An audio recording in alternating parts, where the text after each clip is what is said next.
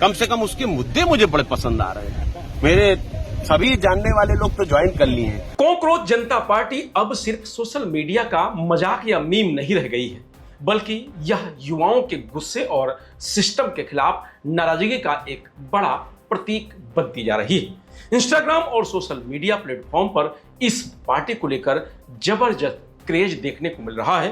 कई रिपोर्ट्स के मुताबिक कुछ ही दिनों में इसके लाखों फॉलोअर्स हो गए हैं और युवाओं के बीच इसकी चर्चा तेजी से फैल गई है। इसी बीच यूपी की राजनीति में उस वक्त हलचल मच गई जब अब्बास अंसारी ने 2027 विधानसभा चुनाव को लेकर बड़ा बयान दे दिया। मऊ सदर विधायक अब्बास अंसारी ने मजाकिया अंदाज में कहा कि उन्हें कॉकरोच जनता पार्टी के मुद्दे काफी पसंद आ रहे हैं और अगर पार्टी को चुनाव चिन्ह मिल गया तो वह उसी से चुनाव लड़ सकते हैं। उनका यह बयान सोशल मीडिया पर तेजी से वायरल हो रहा है। अब देखिए यार, आजकल बड़ा कॉकरोच पार्टी आई है।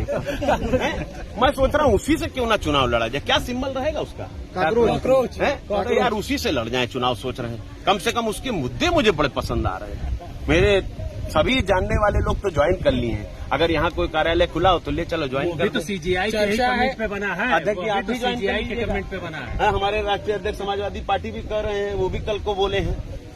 हालांकि उन्होंने यह बात हल्के फुल्के अंदाज में कही, लेकिन इसके बाद यूपी की सियासत में नई बहस छिड़ गई है। राजनीतिक गलियारों में सवाल उठने लगे हैं कि आखिर एक वायरल डिजिटल मूवमेंट इतना बड़ा कैसे बन गया कि अब विधायक और सांसद भी उसका नाम लेने लगे।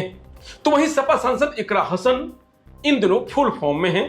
कॉकरोच जनता पार्टी को लेकर सपा सांसद इकरा हसन का भी बयान सामने आया है। इकरा ने कहा कि सीजीआई ने एक कमेंट किया, जीएनजी ने कॉकरोच जनता पार्टी बना ली।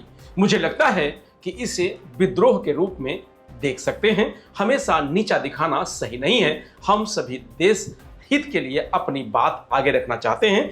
सीजीआई की टिप्पणी मेरे हिसाब से ठीक नहीं है। जहां तक कॉकरोच जनता पार्टी की बात है, लोग मीम बनाकर इसको ज्वाइन कर रहे हैं।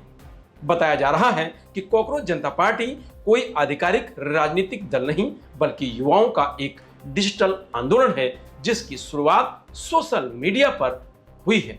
बेरोजगारी, पेपर लीक, भ्रष्टाचार और राजनीतिक दल बदल जैसे मुद्दों को लेकर यह कैंपेन तेजी से वायरल की जा रही है। बता दें कि कुछ दिन पहले सपा सांसद इकरा हसन सहारनपुर में एक परिवार को न्याय दिलाने के लिए वह पुलिस से भिड़ गई थी।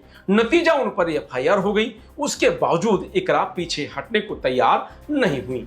कहती हैं कि परिवार की मदद करना हमारा फर्ज है, लेकिन जो हुआ वो तानाशाही थी। हमसे बंद कमरे में जिस तरीके से बातचीत होती है वह सिर्फ हम ही लोग जानते हैं। सड़क पर नमाज विवाद पर इकरा ने कहा कि योगी किसको डरा रहे हैं, ये समझ से परे है।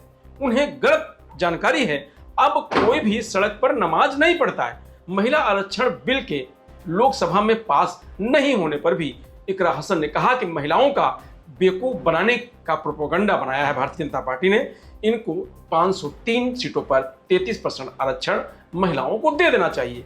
तो वहीं प्रधानमंत्री नरेंद्र मोदी और मेलोनी के फोटो शूट पर इकरा बोली कि देश की जनता से वो बोलकर गए कि सोना ना खरीदें, विदेश घूमने ना जाएं, पेट्रोल डीजल बचाने के लिए गाड़ी ना चलाएं। जिस तरह से उनकी फोटो सामने आई है, मुझे लगता है कि हम सबके मुंह पर तमाचा है कि शहंशाह कुछ भी करे लेकिन जनता सिर झुकाकर ही रहे। सहारनपुर में धरने पर क्यों बैठना पड़ा, इस पर भी इकरा हसन ने बेबाकी से बोला। उन्होंने कहा कि एक बुजुर्ग मां जिसके बेटे की हत्या कर दी गई थी, मैं डीआईजी से मिलने गई, वहां परिजनों की नहीं सुनी गई। उनके साथ जो परिजन गए थे उन्हीं पर बेबुनियाद धाराएं लगाकर जेल में डाल दिया गया। अब ऐसे में हमारा फर्ज था कि ऐसे लोगों की मदद हो। ये तो तानाशाही का आलम है। उसके विरोध में हम वहां पर धरने पर बैठे थे। इकरा ने कहा कि हम विपक्ष के सांसद हैं, हमारे साथ तो लगातार विशेष अधिकार का हनन हो रहा है। प्रोटोकॉल फॉलो नहीं किए जाते हैं। हमसे बंद कमरे में जिस तरीके से बातचीत की जाती है वह सिर्फ हम ही जानते हैं। सत्ता पक्ष के लोगों की भी कहीं सुनवाई नहीं होती है।